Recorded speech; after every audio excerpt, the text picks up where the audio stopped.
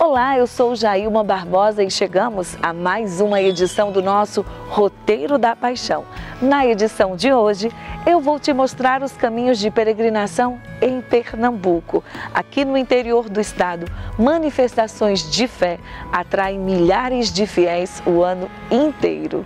Nossa viagem começa subindo as montanhas em busca da fé em torno das aparições marianas. Vou acompanhar a multidão que visita o território de Simbres, em Pesqueira, onde se presume que em 1936 Nossa Senhora tenha feito mais de 40 aparições a duas meninas. Até hoje, graças e milagres são testemunhados por lá. E bem perto, no município de Poção, também tem muito peregrino alcançando graças na maior procissão de Domingo de Ramos de Pernambuco, na qual milhares de fiéis recordam e celebram a entrada de Jesus em Jerusalém, aclamado pelo povo. Depois eu sigo a estrada e vou para São Joaquim do Monte, cidade escolhida pelo próprio Frei Damião para ser um dos seus pontos de romaria. Tradição que em 2023 completa 30 anos. Eu fui conversar com seus fiéis devotos e resgatar histórias que tornaram o Frade Capuchinho um dos mais populares franciscanos do século XX e que já é reconhecido pelo Papa Francisco Venerável, estando a um passo da beatificação. E o nosso roteiro de fé termina no sertão, berço da fé do vaqueiro. Eu fui até Serrita em busca de testemunhos desses bravos guerreiros da lida diária, que preservam os mais tradicionais ritos católicos e não se levantam e nem se deitam sem pedir a proteção divina. Vamos peregrinar juntos? Então chama a família, porque o Roteiro da Paixão 2023 começou.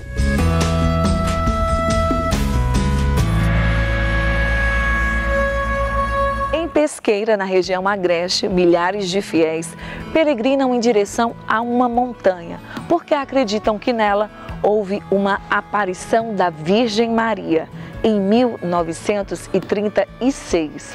Vamos conhecer a história de Nossa Senhora de Simbres.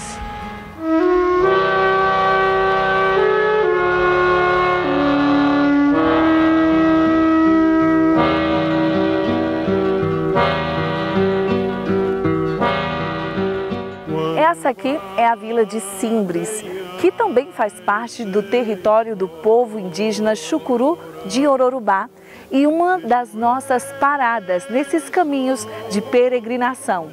Aqui está a primeira igreja católica do interior de Pernambuco, a matriz de Nossa Senhora das Montanhas.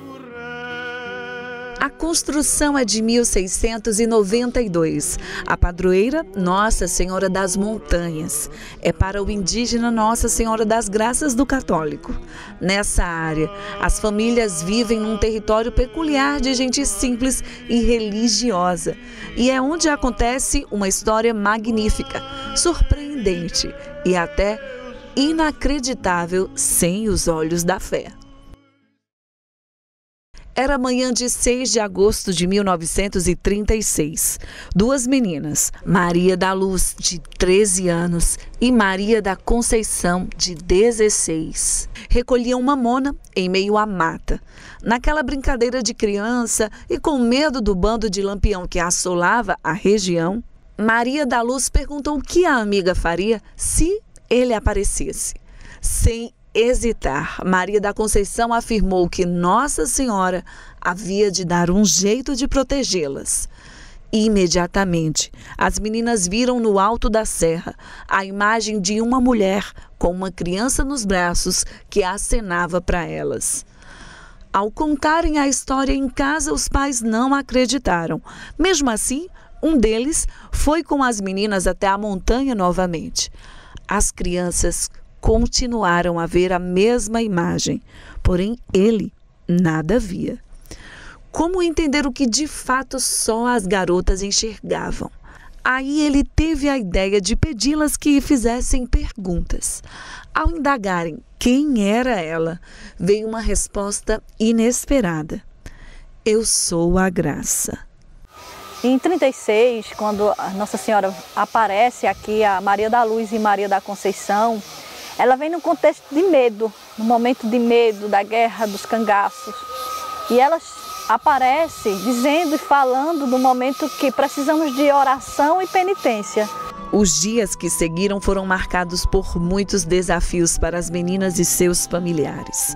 Houve, segundo a igreja, um silenciamento das autoridades eclesiásticas e a tentativa de parte dos governantes de interromper a devoção do povo. O pai de Maria da Luz foi detido e até a presença da vigilância armada foi colocada na região. Mas os fiéis não se calaram. Eles legitimavam a cada dia que ali havia uma presença sagrada. As aparições de Nossa Senhora em Simbres aconteceram mais de 40 vezes. As meninas iam todos os dias ao mesmo local, rezar e conversar com Maria. A aparição de Nossa Senhora foi investigada pela Igreja Católica. Na época, foi enviado o padre alemão José Kerli, que era inquisidor a mandato da Igreja, e seu secretário, Frei Estevão Roettiger. Então, nessa averiguação, que se faz perguntas em latim, que era uma língua totalmente desconhecida das meninas, mal elas eram alfabetizadas, quiçá entender o latim. E dentre as perguntas, quem tu és, quem pode mais do que Deus, porque se fosse uma manifestação demoníaca, jamais o demônio iria afirmar isso. E nesse conjunto de perguntas, e começa-se a colocar em diário isso, para que pudesse trazer à luz dos devotos, das pessoas, essa crença se averiguar de fato. Então a igreja à época disse o seguinte: não, coloca-se em silêncio, não se pode propagar. Só que a devoção ela começou a se propagar e as pessoas começaram a se curar a partir das mensagens que Nossa Senhora trazia. Logo em Simbres, a aldeia Guarda tornou-se local de romaria. E ainda hoje, fiéis se sacrificam e rezam, rogando a Virgem Maria. Agora a gente vai começar esse caminho que nos leva até a montanha.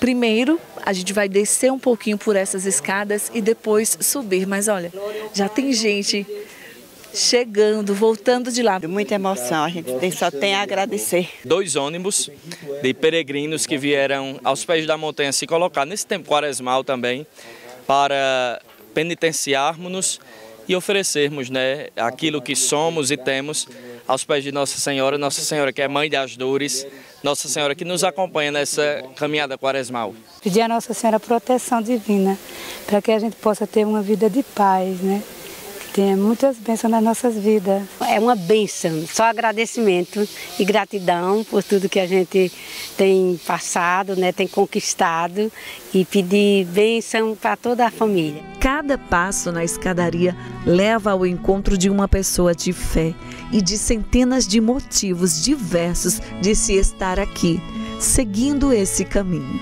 Você está muito emocionada ao voltar de lá desse encontro? Estou, por vários motivos. Um deles é o meu nome, que antes não dava tanta importância, mas hoje foi travado no meu coração, que eu não fui colocada esse nome à toa. Nós somos 6 filhas. Minha mãe e meu pai já faleceram. Cada uma tem um nome. Nossa Senhora de Fato, Nossa Senhora Socorro e a Nossa Senhora das Graças, mas eu não dava tanta importância. Vim com a situação do pé também, que é um esporão que apresentou no meu pé, e as pessoas diziam que eu não ia conseguir subir. E eu consegui subir e consegui descer. E também pedi, e estou levando um pouquinho de gotinha de água que eu consegui, que hoje eu sei que não é a época que é jorrada, mas eu consegui gotinha para minha irmã, que foi acometida de um câncer. E está fazendo a quimioterapia e radioterapia, mas não está aceitando o tratamento. A Virgem pediu a Nossa Senhora que desse um sinal, e o sinal foi a água. E essa água já teve muitos relatos de cura através dessa água. Então, muitas pessoas que vêm aqui levam água para passar em alguma ferida, para beber. Então, tudo vem da fé.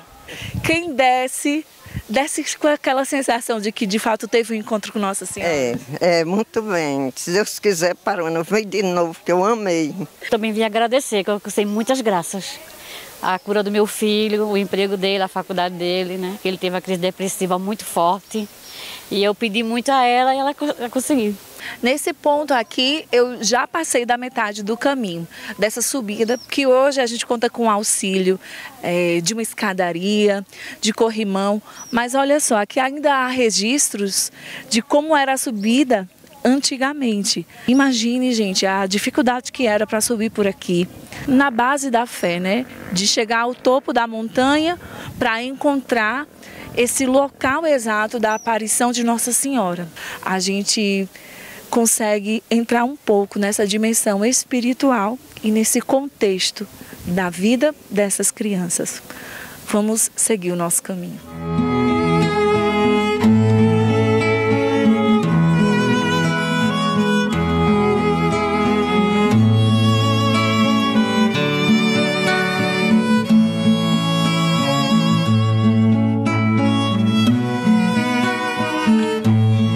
Chegamos então ao ponto principal da nossa peregrinação, exatamente no alto da montanha.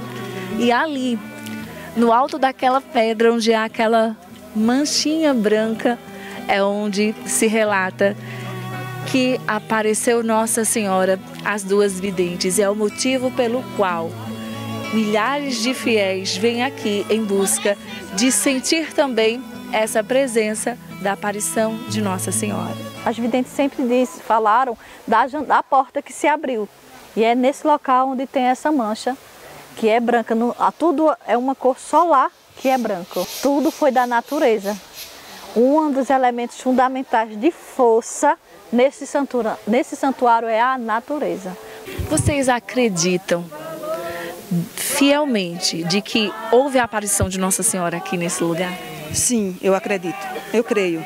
Por isso estamos aqui. Vocês conseguem sentir a presença dela? Eu consigo sentir, inclusive agora, quando você está falando, eu estou toda arrepiada. Nós sentimos. Eu me consagrei a Nossa Senhora, que é a Mãe de Deus, a Mãe dos Impossíveis, que é a minha padroeira de Pombos. E hoje eu estou aqui agradecendo a Deus pela minha cura, pela cura que ela me deu de um câncer, pelas vitórias alcançadas. E por mãozinha nos pés de Nossa Senhora e no pé de Nosso Senhor. Graças a Deus recebi uma graça, estou aliviada. Maria da Luz Teixeira de Carvalho tornou-se freira e passou a ser chamada de Irmã Adélia. Faleceu em 2013. Maria da Conceição da Silva morreu em 1999. Sobre o reconhecimento da Igreja a respeito dessa aparição mariana, em uma carta episcopal publicada em 2021, o bispo de Pesqueira, Dom José Luiz Ferreira Salles, reconhece as presumíveis aparições de Nossa Senhora da Graça. O santuário ele se tornou santuário diocesano, então a diocese encaminha um padre, o padre Samuel, para que possa estar gerindo o espaço, possa estar trazendo, por meio da palavra e por meio da Eucaristia, essa realidade cristã católica, já com esse reconhecimento da diocese e caminhando para que, com a graça de Deus, o Vaticano também possa reconhecer como uma aparição oficial da Igreja. E assim, rezando, pedindo com fervor e acreditando do fundo do coração na aparição mariana, os fiéis se revezam em caminhadas a passos lentos, mas muito firmes, em direção à busca do próprio milagre, da própria intercessão, da veneração da Virgem Maria.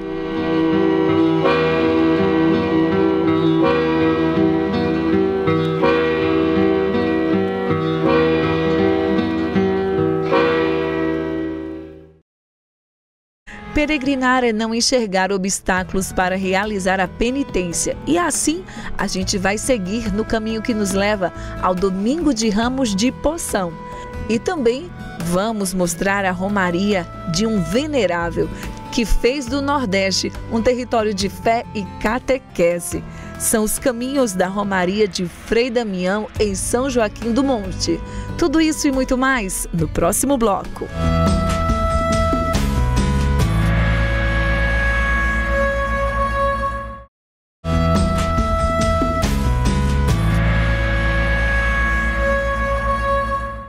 Quem caminha em romaria não se cansa, marcha com fé e com propósito, independente da hora. por isso a nossa jornada começa cedinho, logo no início da manhã.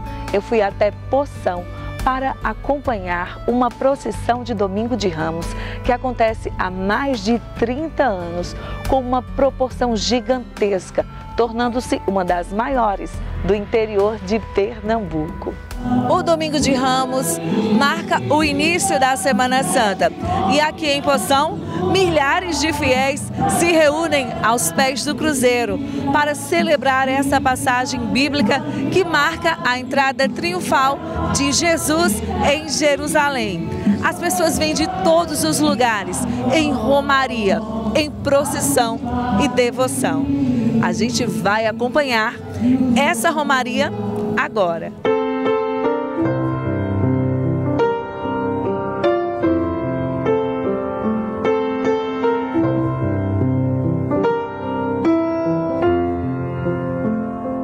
E ainda não são nem 6 horas da manhã e eu já encontro aqui esse grupo de romeiros, de afogados da Engazeira. Saímos da minha cidade 12h30 da noite, chegamos 4h30 da manhã. Somos romeiro fiel, sou devota muito de Nossa Senhora das Dores, portanto eu não posso perder o Domingo de Ramos na cidade de Poção. E hoje em especial, meus 61 anos eu estou comemorando aqui. Junto com toda a romeira. E olha só, e todo mundo junto comemorando com ela, né? Marleide trouxe até uma plaquinha, né? Que é da paróquia de São Francisco. O que é que motiva vocês a virem aqui para Poção? É a fé. E subindo o cruzeiro, onde fica o Centro de Instrução Bíblico Visual, é possível encontrar em cada canto um romeiro contrito em suas preces.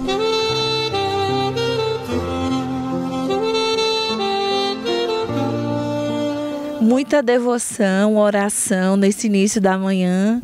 A gente fica mais renovado para começar a Semana Santa. Estou feliz porque eu estou aqui. Eu fui uma pessoa muito adoentada demais, tive a Covid por 2 vezes, mas graças a Deus eu pedi força a Deus e pedi força também à Mãe das Dores, que ela me levantasse da cama e ela me levantou.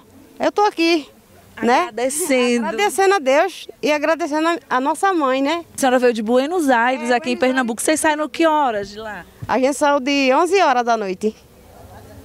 Muita estrada, mas vale a pena. É muita estrada, mas vale a pena. A gente chegar num lugar desse vale a pena.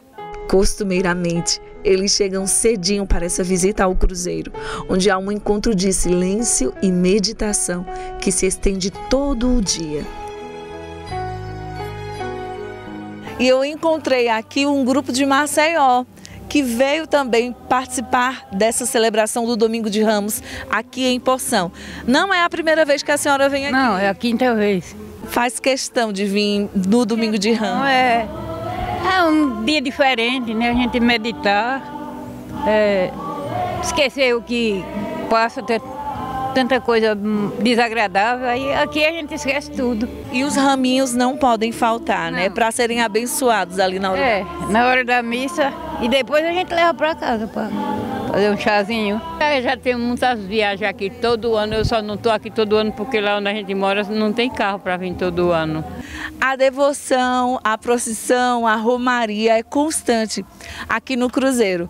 Estou encontrando aqui essas queridas que vieram de Recife. É a primeira vez?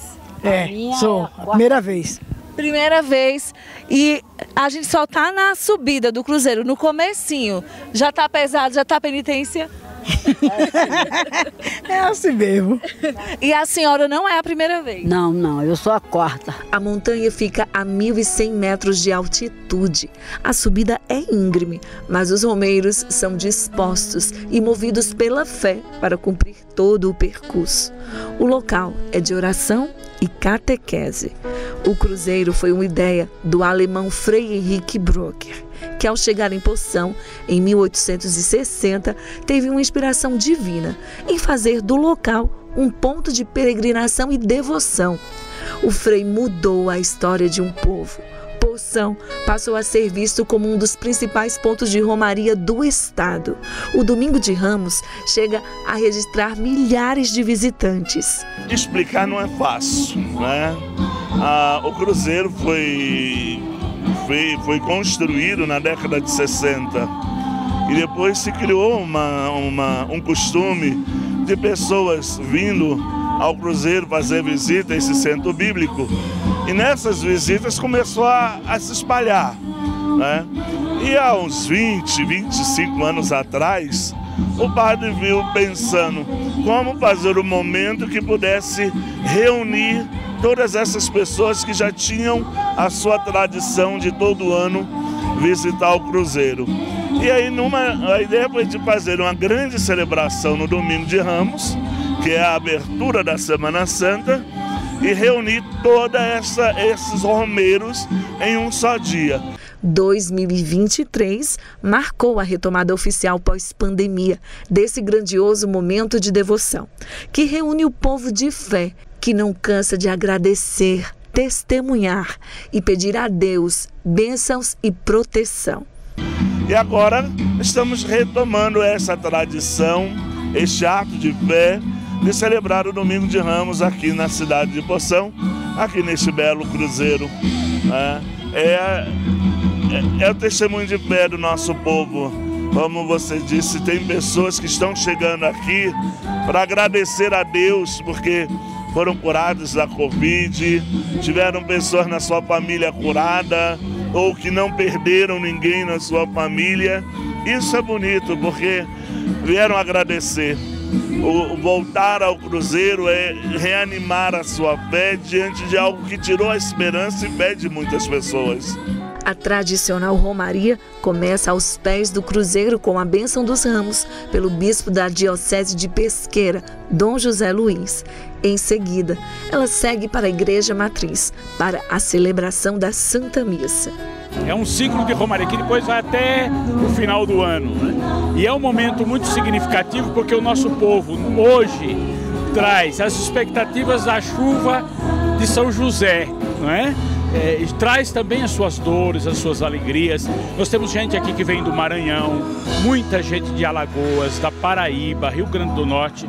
Então é um momento de oração e de abertura desta semana que nós chamamos a Semana Maior, onde nós queremos refletir os sofrimentos de Jesus, mas também que Ele é o vencedor da morte. Queremos lembrar a vida, esta vida que nasce de maneira tão simples, tão pequena no coração da nossa gente. A experiência em Poção é tradição na vida de muitos romeiros que fazem suas promessas e se sentem realizados em cumprir seus votos de penitência e oração. Aqui não se tem pressa em chegar, nem caminhar. O que importa é estar com o coração aberto para ouvir e compreender os ensinamentos de Jesus.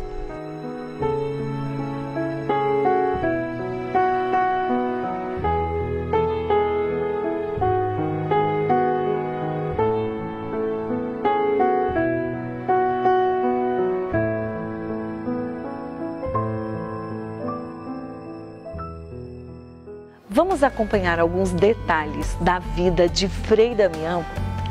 A igreja vive a expectativa do reconhecimento do primeiro milagre para que ele seja beatificado. Em 2019, ele foi reconhecido como venerável. Frei Damião dedicou 66 anos de vida às santas missões, especialmente aqui no Nordeste. Frei Damião, onde andará Frei Damião? Deu-lhe o destino, viver nordestino, é hoje o nosso irmão.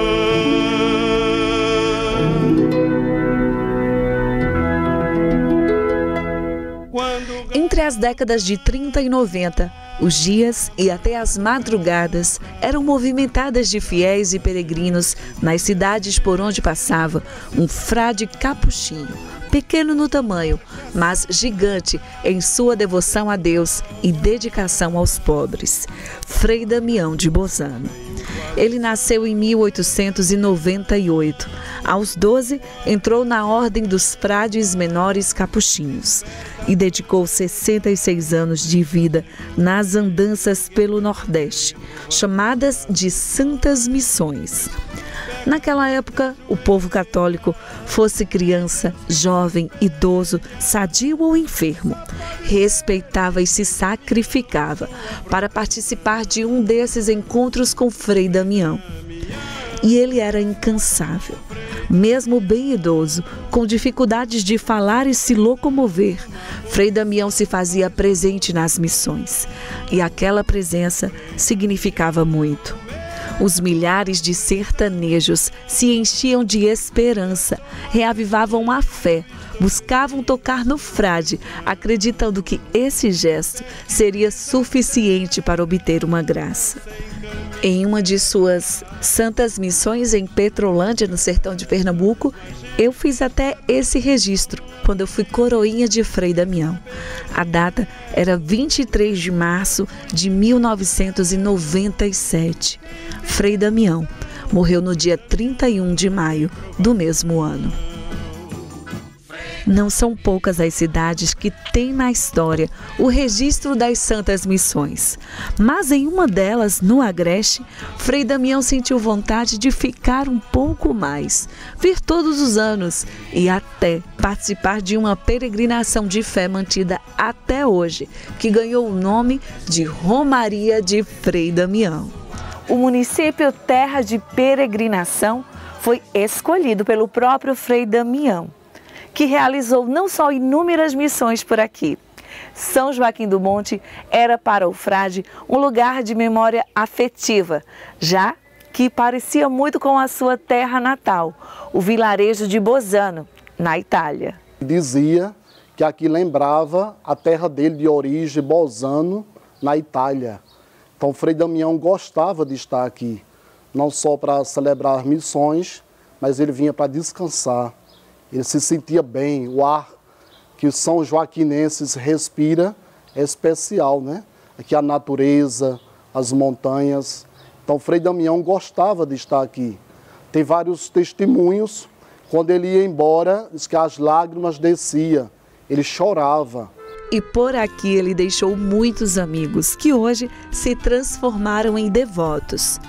Quando a gente fala que Frei Damião tinha esse carinho muito grande por São Joaquim do Monte, a gente fala também que ele aqui teve muitos amigos.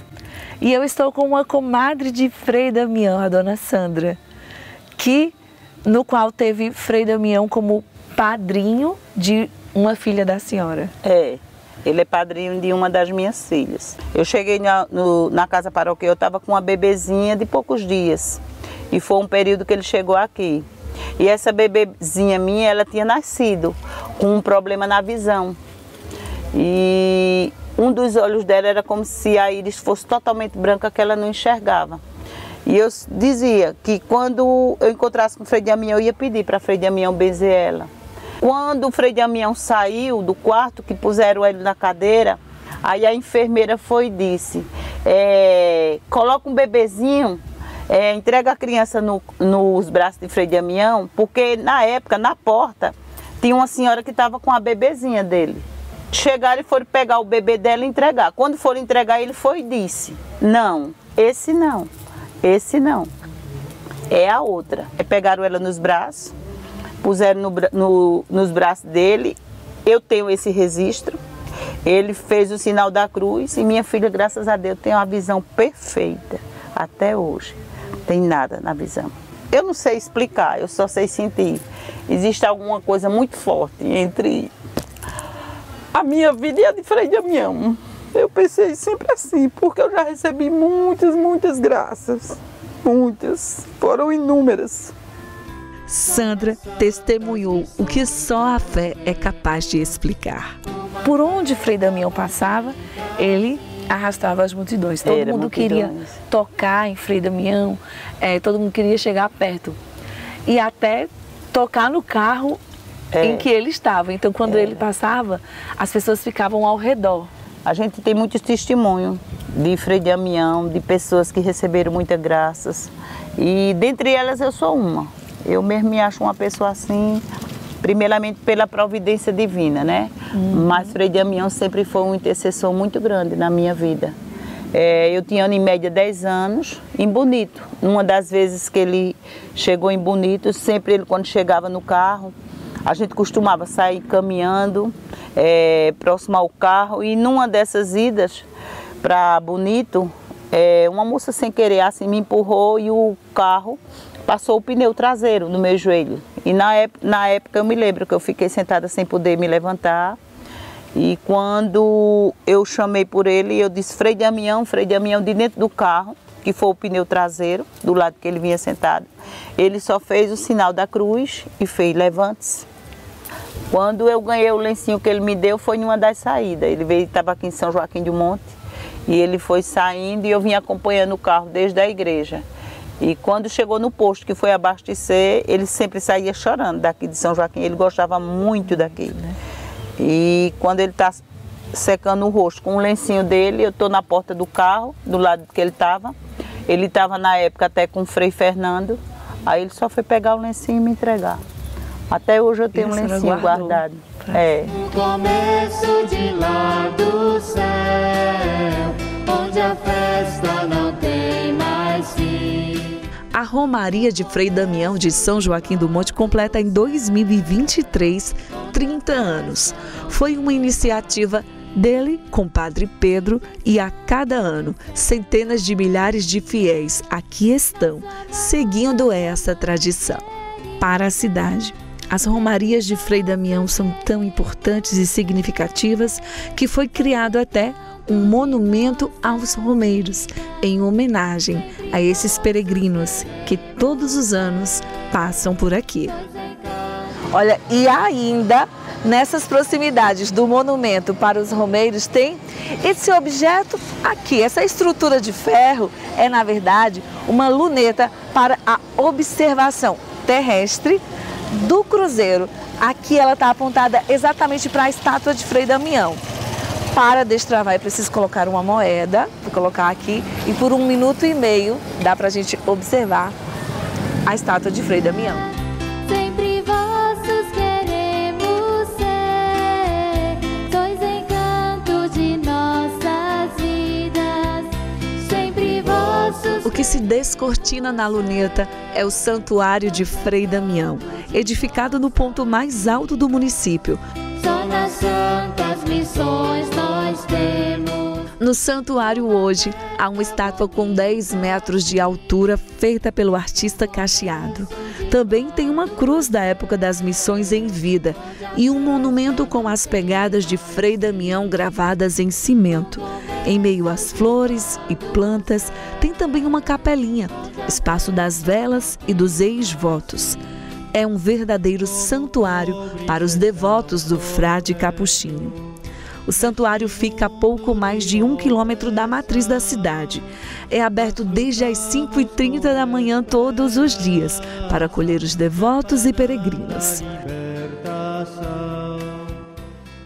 Os capuchinhos, os missionários, os frades, eles sempre, quando faziam missão, deixavam um marco registrado naquela cidade ou naquele distrito. Então aqui, Frei Damião, quando viu aquela montanha, eles vão plantar ali um cruzeiro. Na época era terra, muito mato, foi de madeira, né? Então Frei Damião abençoou aquele primeiro cruzeiro. Aí depois, com o tempo, várias outras missões, né, do padre José Escorel, dos anos 80, que ele abençoou o primeiro cruzeiro. Já depois dos anos 90, também com o padre Pedro Antônio, que passou aqui 28 anos, foi construído um cruzeiro de cimento. Então, assim, a Romaria, já estamos agora nos 30 anos, né? Que começou em peso, vindo o romeiro de todo o canto do Nordeste, no primeiro domingo de setembro. No Nordeste, Frei Damião já é chamado de santo. E um processo de beatificação e canonização está em análise do Vaticano.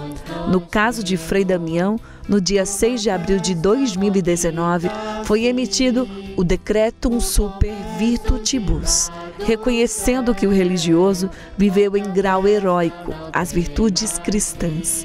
A partir desse momento, ele foi declarado, então, venerável. A Igreja, portanto, vive a expectativa do reconhecimento do primeiro milagre realizado pela intercessão a Frei Damião. para que ele possa ser beatificado. Frei Damião, Frei Damião.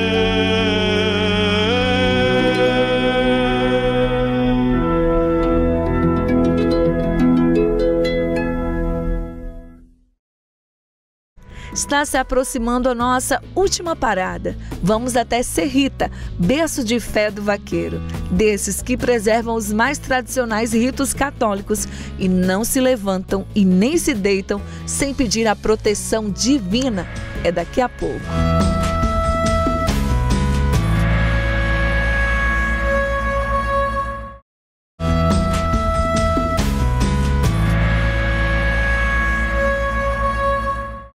Chegamos ao nosso último ponto de peregrinação do programa de hoje. E vamos falar da fé do sertanejo. Ele que acredita que Deus vai mandar chuva, mesmo em meio aos verões mais causticantes, e assim salvar a plantação e os animais. O sertanejo que acredita na intercessão da Virgem Maria para livrar dos perigos da estrada e que não sai de casa sem fazer o sinal da cruz, como ensinaram os seus antepassados.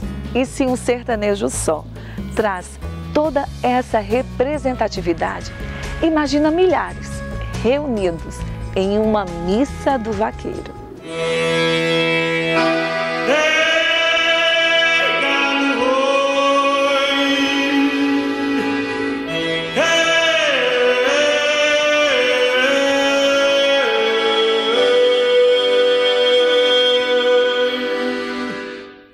O vaqueiro reza, pede proteção divina para cruzar a caatinga em busca do boi arredio. Entrar na mata espinhenta sem oferecer a vida a Deus nem passa pela cabeça. Tem que ter coragem, mas também tem que ter fé. Para entrar na dimensão espiritual e cultural do vaqueiro, eu fui até o berço de onde se realiza a maior manifestação pública destes bravos guerreiros, hoje em Pernambuco.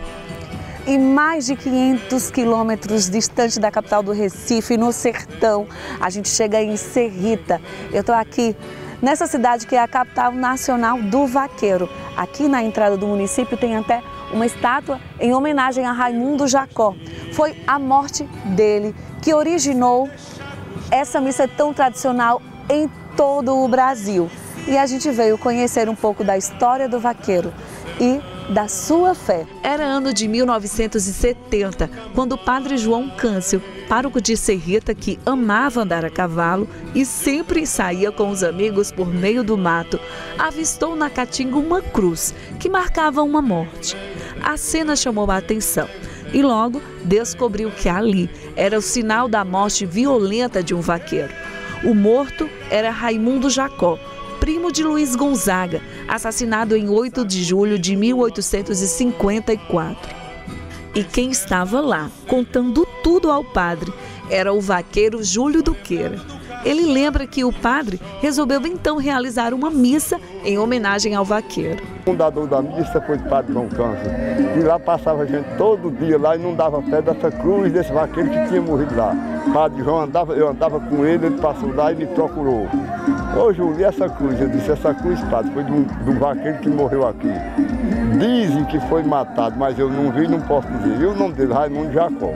Aí então o padre João foi, reparou e foi disse, ô Júlio, vamos celebrar uma missa para essa alma esquecida nessa centro de Caatinga.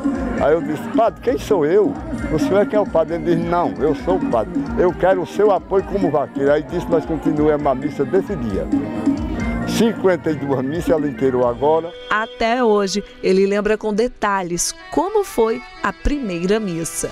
Primeira missa dentro da Caatinga, as barraquinhas tudo de folha, a barraca dos vaqueiros para nós almoçar e jantar, coberta de folhinha, de garranchinho, vinha um vento tirar, nós ia lá, colocava outros garranchinhos, mas fizemos uma festa. De primeira, ficou na história como ela foi muito organizada, só de vaqueiro. A missa do vaqueiro ganhou grandes embaixadores, como o médico e compositor Janduí Finizola e o rei do Baião, Luiz Gonzaga, que inclusive fez, junto ao historiador caruaruense Nelson Barbalho, em 1957, uma homenagem em forma de música ao primo falecido. Tengo, lengo, tengo, lengo, tengo, lengo, tengo. Tengo, lengo, tengo, lengo, tengo, lengo, tengo. Hey, gado. As missas do vaqueiro passaram a ser realizadas por todos os lugares. Revolucionou a época e foi sempre um grito de fé e de resistência do seu povo. O padre precisou se afastar das funções da igreja porque havia se apaixonado pela jovem Helena, 22 anos mais nova do que ele. Era 1981, quando o então casal precisou ir embora para São Paulo. 5 anos depois, retornaram e João Câncio reassumiu a organização da Missa do Vaqueiro. Nós nos casamos e tivemos que passar uma temporada fora, isso atendendo um pedido da igreja. Quando voltamos, João continuou, até porque ele nunca perdeu contato com as pessoas. Tinha vaqueiros que gravavam o canto dos pássaros de madrugada no curral. Isso me emocionou um pouco, porque eu lembro que quando o João recebeu em São Paulo uma fita cassete com o canto de vários pássaros, eu disse, meu Deus, será que eu não tinha que ter lutado mais um pouco para João continuar na igreja? Veio uma certa culpa, mas o mundo é feito de escolhas. E a gente tem que arcar com as escolhas que a gente fez. E a volta de João foi uma celebração à parte, sabe? E o retorno dele para a Missa do Vaqueiro foi também um retorno de muitos vaqueiros para a celebração festiva. E João ficou 2 anos depois do nosso retorno, à frente da Missa do Vaqueiro, participando da celebração com os padres, e depois veio a falecer em 89. Eu, na condição de viúva, não quis assumir esse projeto tão grande, porque se você pensar em Missa do Vaqueiro, ela congrega a fé, a religiosidade, a musicalidade, a poesia, a literatura, a culinária. Então, é uma cultura muito rica. E eu não me sentia preparada para encarar esse trabalho, porque eu tinha 2 filhos pequenos. Então, eu preferi criar os meus filhos. Em 98, 10 anos depois somente, eu comecei a trabalhar questões inerentes à Missa do Vaqueiro, como o artesanato em couro, o forró pé de serra, a contação da história da Missa do Vaqueiro através de crianças da rede escolar de ensino. E cheguei na missa para fazer um trabalho de resgate, conforme a sua origem e a sua tradição. Aí trouxe de novo João, trouxe Luiz Gonzaga, Dr. Jador Finizola e Pedro Bandeira. E a Missa do Vaqueiro hoje é o que se vê.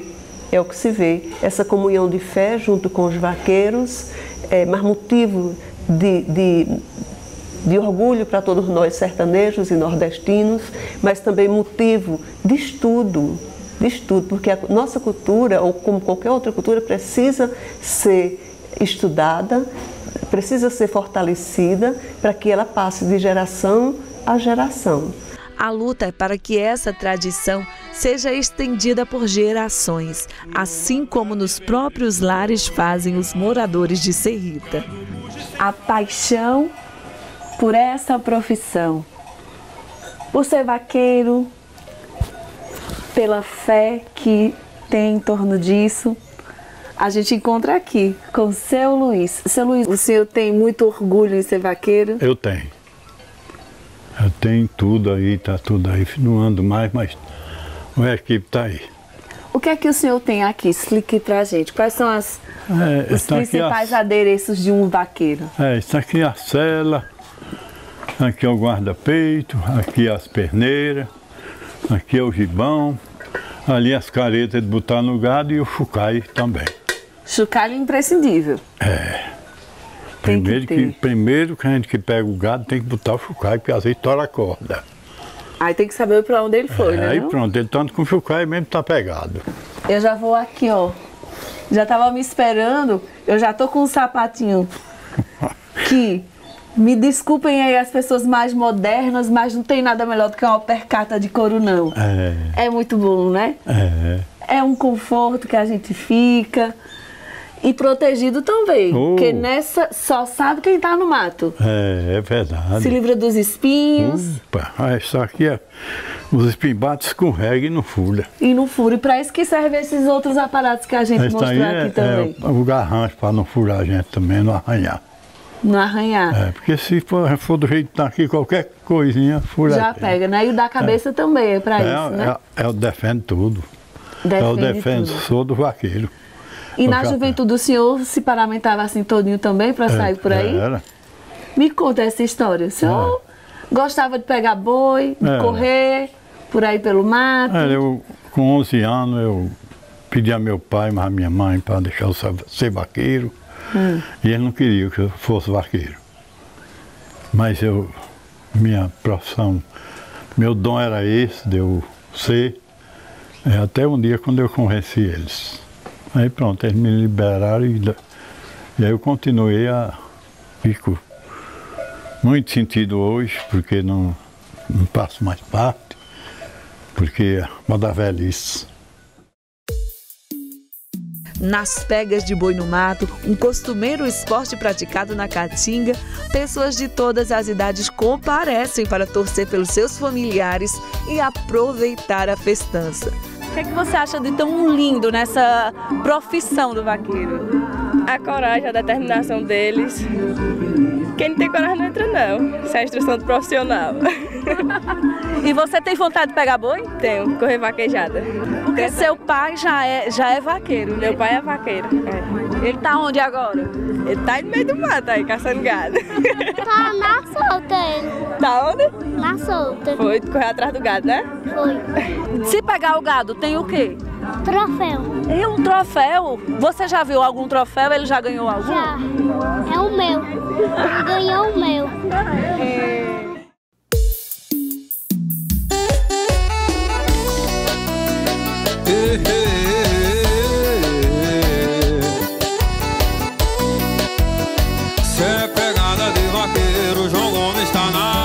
E em Serrita, a profissão do vaqueiro é tão admirada que até o maior nome do forró de vaquejada do país atualmente nasceu aqui. Eu fui até a casa da doce vovó Deta, a avó materna de João Gomes, para entender melhor que paixão é essa. Eu tô querendo te beijar de novo, teu beijo me enlouqueceu. Tudo que a gente já fez foi pouco, quero sentir seu corpo no meu. Tô querendo. E quando a gente fala em um representante dos vaqueiros dos tempos atuais, com sua música e com sua fé, a gente pensa em João Gomes, esse artista tão jovem, mas que traz nesse seu legado essa resistência do vaqueiro.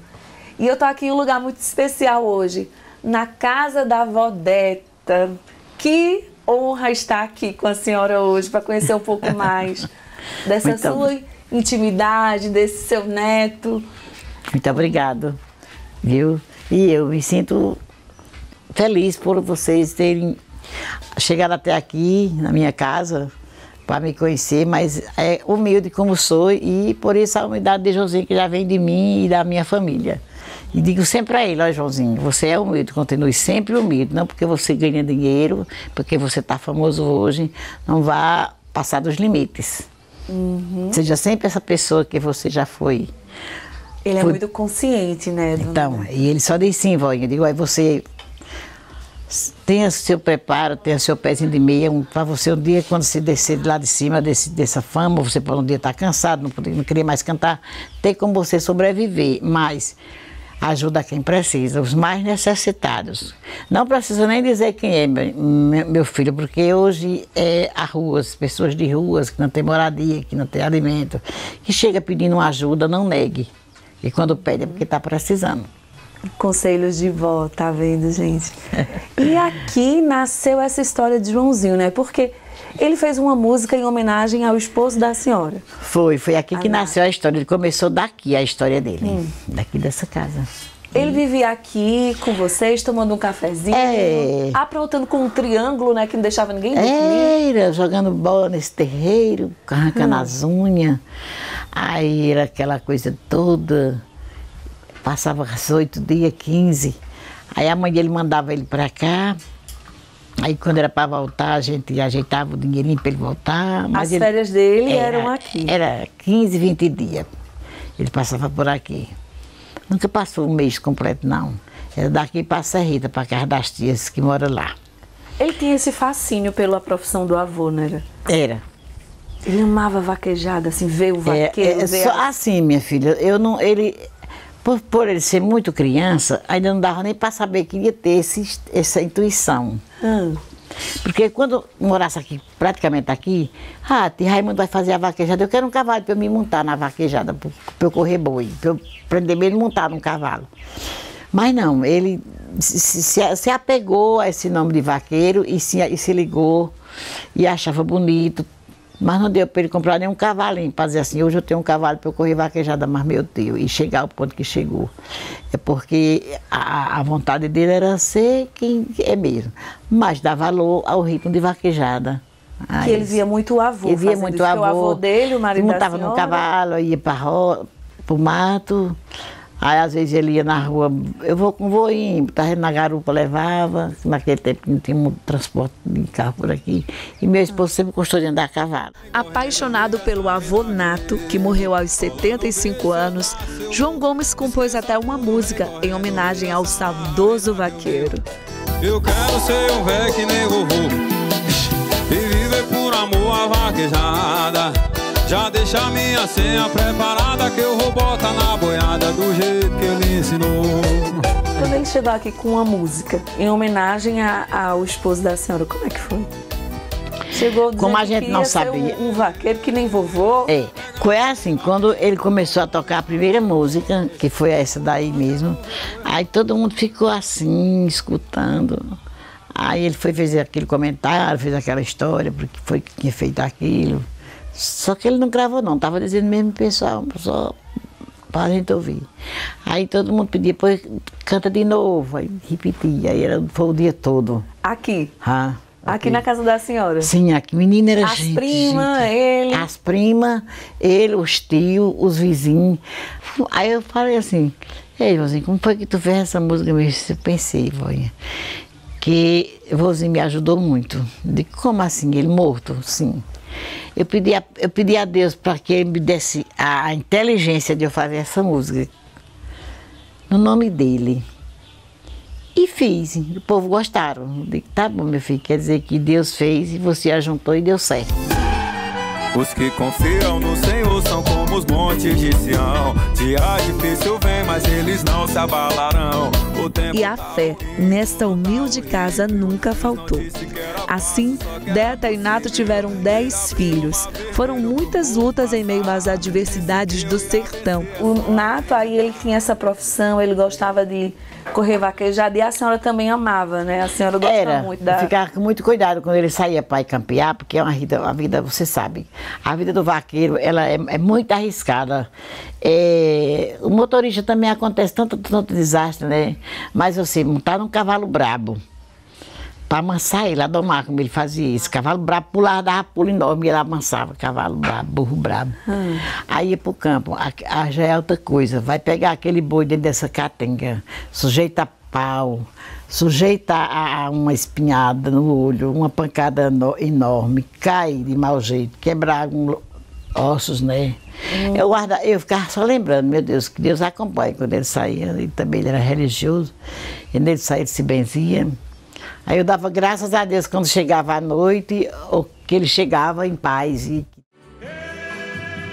O terço, A devoção aos santos nordestinos e a veneração da Virgem Maria são inseparáveis para esses bravos sertanejos, que são capazes de ganhar os olhares mais distantes e despertar o desejo em todos os povos de vestir-se de couro e montar a cavalo, como também aplaudir e ouvir os seus grandiosos talentos. Tudo isso sem perder a sua mais nobre essência, a humildade.